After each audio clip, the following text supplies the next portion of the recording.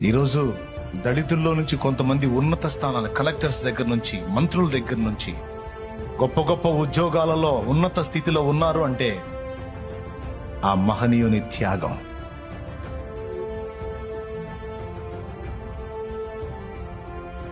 అవునండి, సమాజంలో తల ఎత్తుకొని గౌరవనీయంగా తిరిగి కొంతమంది దుర్మార్గుల దుశ్చర్యల ఆగడాలను తప్పించుకొని కాపాడబడగలుగుతున్నారంటే కనీసం నేనన్నా దీనికి పూనుకోవాలని ఒక వ్యక్తి కలిగి ఉన్న గురి సాధించిన విజయమే ఇంతమందికి క్షేమం.